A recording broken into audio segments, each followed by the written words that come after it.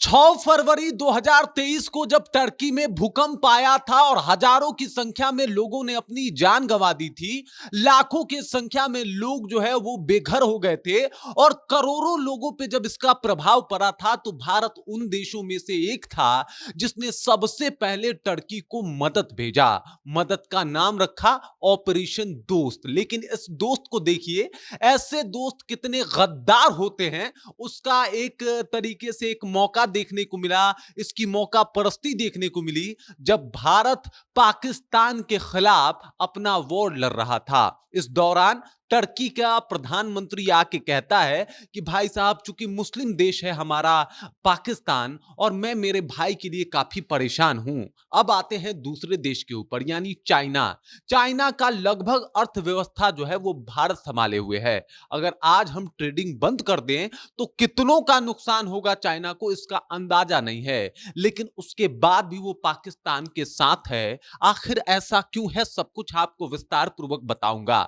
आखिर टर्की गद्दार और चाइना मौका परस्त क्यों है, ये सब कुछ आपको विस्तृत जानकारी देंगे हम। लेकिन उससे पहले मेरा परिचय जान लीजिए। मेरा नाम है रजत और आप जनता जंक्शन देख रहे हैं। सबसे पहले ये टर्की है, आप टर्की के ये राष्ट्रपति को देख सकते हैं जिनका नाम है इर्दोगान। और इर्दोगान का एक ट्वीट आता है जिसमें कहते हैं कि मैं पाकिस्तान के भाइयों को लेकर काफी चिंतित हूं और इस वॉर में जो है मैं पाकिस्तान के साथ हूं। ये शायद भूल गए कि जब 2023 में इनके यहां भूकंप आया था तो भारत पहले देशों में से था जिसने राहत सामग्री के साथ साथ डॉक्टर, हॉस्पिटल्स और जाने क्या क्या सुविधाएं इसको प्रोवाइड की थी। ये वही टर्की है जब एकदम से घुटनों पे आ गया था तो भारत ने अन्न भेजा था, खाने की वस्तुएं भेजी थी, अपनी टीम को भेजा था और वो टीम मलबे में फंसे हुए दबे हुए लोगों को निकालने का काम कर रही थी।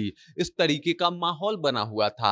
लेकिन आज टर्की को देख लीजिए, टर्की के ऊपर जब विषम परिस्थिति थी तो भारत उसके साथ खड़ा था। लेकिन आज के सिनेरियो में अगर देखा जाए, जब भारत और पाकिस्तान में वॉर जैसी स्थिति थी तो यही टर्की जो है वो ड्रोन भेज रहा था। यही टर्की जो है वो कह रहा था कि मैं पाकिस्तान के साथ खड़ा हूं, सिर्फ इस वजह से क्योंकि इसको इस्लामिक खलीफा बनना है। मतलब इसको बनना है कि दुनिया में जितने भी इस्लामिक देश हैं उसको हम लीड करते हैं। टर्की नाटो का सदस्य है और टर्की के पास अत्याधुनिक मिसाइलें भी हैं, टर्की के पास अत्याधुनिक वेपन भी हैं और टर्की इसी का प्रयोग कर रहा था भारत के खिलाफ पाकिस्तान के जरिए, सिर्फ इस वजह से क्योंकि पाकिस्तान जो है एक इस्लामिक मुल्क है। इससे अंदाजा लग सकता है कि भाई साहब, इन लोगों के जहन में किस प्रकार की कट्टरता है जो टर्की वाले हैं कि एक तरफ हम ऑपरेशन दोस्त चलाते हैं और ये गद्दारी करता है, ये मौका फरस्ती करता है और ये बता देता है कि ये किस टाइप का इंसान है।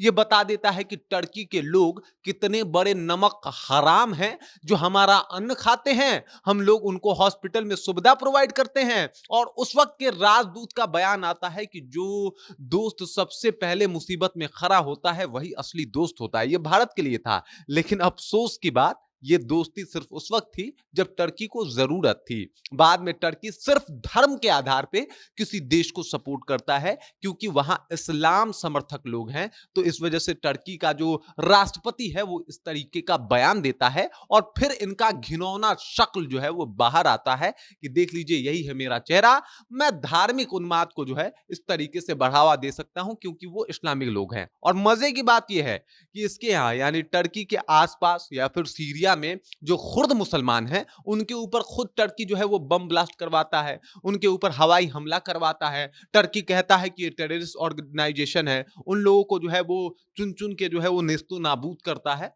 तब सब लोग चुप होते हैं, तमाम मुस्लिम देश भी चुप होते हैं। हालांकि इसका अपना ये तरीका है। लेकिन अगर वही पाकिस्तान उस तरीके से इस्लामिक हरकत करके जिहाद फैलाने की कोशिश करता है और जब भारत उसका जवाब देता है तो यही टर्की उसको जाके ड्रोन सप्लाई करता है। यही टर्की अपना युद्धपोत उसके लिए जो है वो भिजवाता है और सामान भिजवाता है। इससे ये टर्की जो है वो एक्सपोज हो गया कि तुम जो हो वो तुम क्या हो समझ में आ गया और तुम वही हो।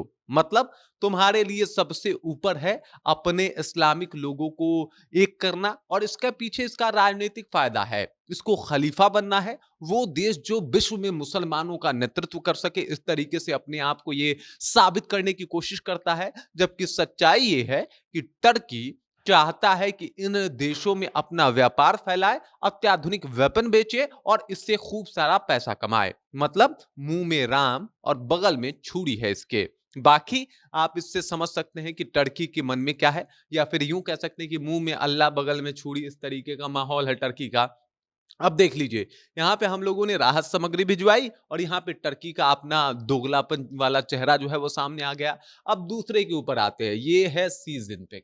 सी जिनपिंग के बारे में कहा जाता है कि इससे बड़ा मौका परस्त इंसान और इससे ज्यादा फायदा देखने वाला इंसान अभी पूरी दुनिया में कोई नहीं है। जब भारत युद्ध विराम कर चुका था उस वक्त इसके यहाँ के जो विदेश मंत्री हैं, जिसका नाम है वांग यी, उसका बयान आता है कि हम पाकिस्तान के साथ हैं, हम पाकिस्तान का पुरजोर समर्थन करते हैं, वो अपने संपदा, अपनी भूमि की रक्षा करने को स्वतंत्र है और इस मौके के घड़ी में, यानी जब ऐसा हालात है तो हम उसके साथ हैं। अब इसके पीछे का कारण आप समझिए। सबसे पहले तो आप ये समझिए कि अगर भारतीय चाह दें और अगर हम आपको बता दें कि 1 महीना के लिए हम ट्रेडिंग रोक दें, चीन के साथ जो हमारी ट्रेडिंग होती है, वो अगर हम रोक दें तो 116 बिलियन का नुकसान चाइना को 1 महीने के अंदर झेलना पड़ जाएगा। और 116 बिलियन का नुकसान आप समझ सकते हैं कि कितना बड़ा नुकसान है और चाइना किस तरीके से घुटने पे आ सकता है।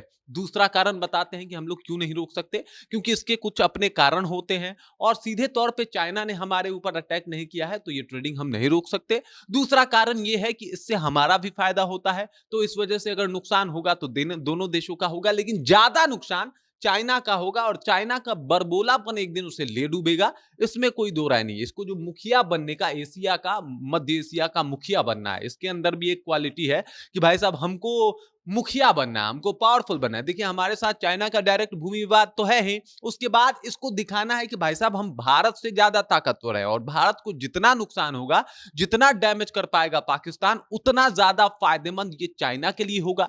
भारत एकदम उभरता हुआ एक नया शक्ति है और सब लोग इसके बढ़ते हुए शक्ति से अचरज में हैं और परेशान भी हैं कि भारत जिस तरीके से ग्रोथ कर रहा है, आगे बढ़ रहा है और जो इसका अपना एक माहौल बन रहा है, जिस तरीके से बाकी देश इसका पूछ कर रहे हैं और जिस तरीके का माहौल है, उसमें तो चाइना गौन होता हुआ दिखाई दे रहा है। चाइना के ऊपर किसी का ध्यान ही नहीं जा रहा और ध्यान खींचने के लिए भारत को दबाना जरूरी है और भारत को डायरेक्ट तो आप दबाएंगे तो बहुत सारी जो है, बहुत सारे लोगों का प्रेशर आएगा, उधर रूस का प्रेशर आएगा, अमेरिका सीधे तौर पे प्रेशराइज कर सकता है आपको। तो ये कर सकते हैं जनाब कि ये पाकिस्तान के जरिए आतंकवाद भी फैलाया है इन्होंने भारत में और पाकिस्तान के जरिए हमला भी करवा सकते हैं। ये एक सूत्रों की माने तो ये भी कहा जाता है कि आपको बता दूं कि जब युद्ध शुरू हुआ था उसके लगभग 2 दिन पहले अमेरिका में एक मीटिंग होती है और उस मीटिंग में यह बताया जाता है कि भाई साहब भारत में बहुत सारे कंपनियों का निवेश करवाना है और चाइना से हटा के अब उन कंपनियों को भारत में लाना है।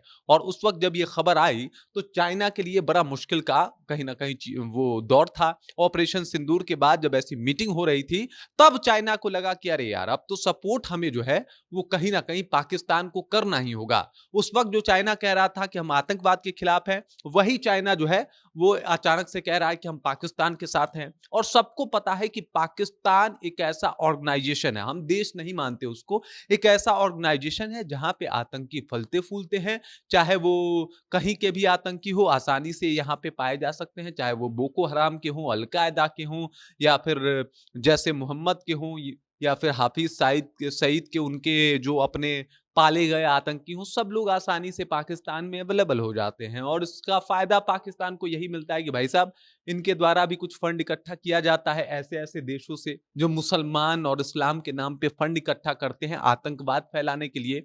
तो ये है चाइना का सच्चाई और चाइना इसलिए भी चाहता था कि भारत को दबाया जा सके। बाकी भारत की बढ़ती हुई शक्ति आज एशिया में सभी देशों को चैलेंज कर रही है, चाइना को उसकी औकात दिखा रही है। और टर्की टर्की को तो हम लोग फिर से कभी सबक सिखा देंगे। टर्की जैसे देशों को उसकी औकात दिखाने के लिए अभी भी हम काफी हैं।